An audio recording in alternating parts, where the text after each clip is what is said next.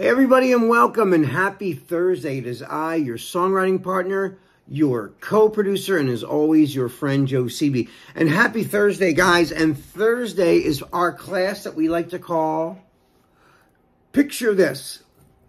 Picture This is when I give you an image, a photograph. It could be a painting, any still image. And your job, your assignment, based on that photograph, is to write either a poem or write a chorus for a song. Because this is a songwriting class, I would prefer that you wrote, you know, a musical chorus, a hook for like a song. Preferably like a pop song. You know, I love pop, and this is, you know, primarily for pop music that we do this, but it doesn't necessarily have to be. I want you just to write anything that you feel inside based on the image or the photograph that I give you, whatever that is. And, you know, the reason I love to do this, and I really love this, is because everything around us, whether we even realize it or not, none of us really realize it all the time. Everything, whether it's conscious or subconscious, is an influence. And we're taking everything in, whether we even realize it. You know, even when you drive a car, all your surroundings, even though you have a goal to get somewhere, you know all the places you're driving through from repetition. But, you know, I mean, you don't know every store that's in that area, but you get a sense of where everybody is, where everything is in your route, you know. And, you know, I don't always, and this exercise is great for this, I don't always feel super creative. And sometimes these are like little tricks to get you to think outside of your basic creativity. And I say this every week, and I will continue to say it because it's true. Sometimes you're working, especially as a songwriter and a producer, someone calls you and says, "Oh, I want to book a session with you, and I want to come over to your house this Friday night at 6. And how late are you able to work till?" I can go from 6 p.m. to midnight if you want, or even later, depending on how far in we're in this creative process. And they're coming to my house between 6 and midnight. It's my job to be creative between those hours and give them something. And sometimes, you know, and I might not be feeling that creative that day, but I still have to create something that they're going to be impressed by and appreciate and feel good about. Now, sometimes no matter how inspired you are, you know, nothing will come out. And that's okay. Take a little break and come back to it. You know, like even in this session, when you try this at home on your own after this video, and you're not hearing anything, you're staring at a blank piece of paper, that's okay. But what I want you to do, and this is like, and there's a way to do this, you know, I want you to stare at the photograph that I give you. Just stare at it. And then I want you to go into it and daydream until you know how you stare at something until you kind of go into a subconscious daydream. And then when you pull back, you realize, wow, I was thinking about all this stuff while I was sitting here. That's what I want you to do with these photographs. When I give you an assignment, I want you to look at it, stare at it, look at everything in the picture, because everything in that picture might help you paint a better picture lyrically. So I want you to stare at that photograph until you go into that dissolving daydream where you're not seeing the picture anymore and you're just kind of glossed over and you're thinking about whatever. When you pull back and you're aware of yourself sitting in the chair, I want you then to physically look at everything in that photograph. Write it down on a piece of paper. Don't even worry about rhyming yet. Don't even worry about any of that kind of stuff yet, you know. Just observe from that corner to this corner to this corner to this corner and everything in between. Take it all in. There might be something in that part of the photograph that you're not even, there's a focal point of a photograph, but there's even things in the background or the foreground that might be the key for your inspiration. You know what I mean? So what I'm going to do is I'm going to show you the picture, but in 1 minute, I'm just telling you the habits in which to write from when you do get the photograph and observe it. I love this exercise because it really does help your photographic mind to connect with emotions, imagery, and then once you're looking at a perspective, there's a theme in that. There's a theme in that photograph. Once you find the theme, which means like the main purpose in your writing,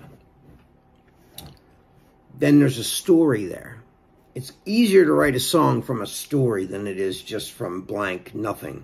Like you and somebody else sitting there staring at a blank piece of paper. You have anything yet? Nope. You? No. You keep staring at a blank piece of paper. This is such a good way of starting. It's like a springboard, you know? Starting place.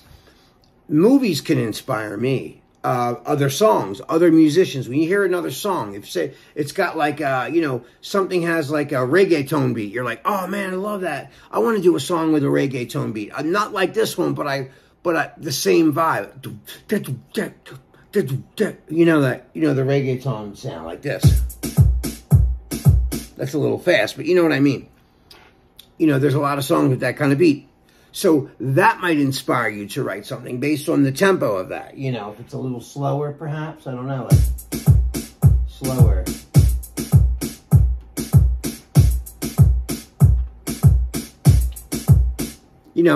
That might inspire you to go, oh man, that's a cool idea. That's really cool. I like that.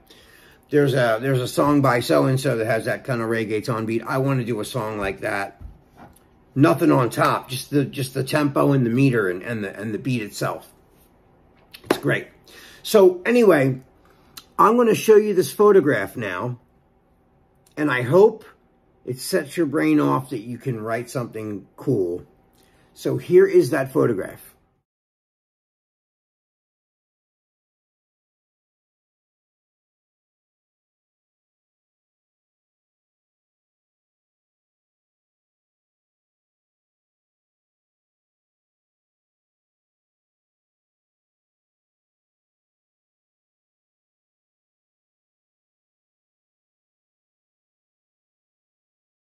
Okay, so you saw the photograph. It's a silhouette of somebody walking to what appears to be a city. It looks like LA. I think I've been on that bridge. It's like near Chinatown and downtown. So, but anyway, that doesn't matter. So it looks, I don't know, it could be a guy with long hair, but it looks like a woman from the back. Traditionally, it could be a girl or whoever walking. It doesn't matter if it's a guy or a girl. Just a person walking. And I love the color. And I love how the city's out of focus. She's the most, or they are the most focused part of that photograph. Everything else is sort of out of focus. I thought that picture was great. I thought there was so much story in that photograph. I thought there was anyway. So, of course, my imagination starts to go full on. And so since it was out on the street, I started writing down all my my catchwords, like walking, alone, was like another word that I heard, alone. There's nobody with this person. They are just walking by themselves. So I'm going to show you what I wrote for this. So I wrote, out on the street, you're all alone. You search for love, but you just can't find it. Out in the city, you're on your own. You're searching, but you just feel so lost inside it. So it just reminded me of somebody who, you know, kind of is alone in a big world. That's the first thing it made me think of. And that's why I wrote that, you know. So I'll read it again. Out on the street, you're all alone. You search for love, but you just can't find it.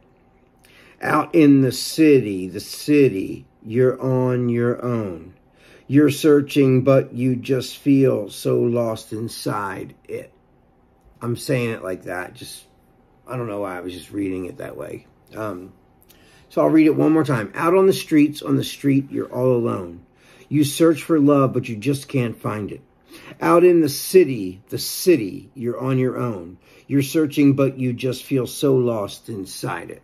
You're searching, but you just feel so lost inside it. Rhythmically, I'm already starting to hear a pattern. You know what I mean? I'm starting to feel a rhythm of it. So, so that is what I wrote for that, based on that image, that photograph. And again, you give this picture to 100 people, you're going to get 100 different lyrics and 100 different stories based on this one picture. So that's what I love about this, because of the diversity. When you gave this picture 100 people that picture, and they had to write down a poetic line or a chorus, you're going to get 100 different ideas and themes. So that's what I love about this. It's incredible. And I would love to give this photograph to like 150, 200 different songwriters just to see what they would come up with for this chorus. Anyway, guys, I can't wait to see what you come up with for it. I can't wait to start getting all your texts, your emails, and you know, your version of this exercise. So anyway, guys, this is your songwriting partner, your co-producer, and as always, your friend Joe Sebi. Thank you so much for always supporting me and for religiously following these classes. I can't say that enough. I'm so proud of all you guys. You're doing such great work. I mean, some of the things I get from you guys are amazing. So I just wanted to let you guys know how appreciative I am of that. So have a wonderful night, and I love you all. Be safe, and I will see you, and we'll talk about this on the Zoom classes, the live ones. All right, guys, have a great night. I love you. Peace.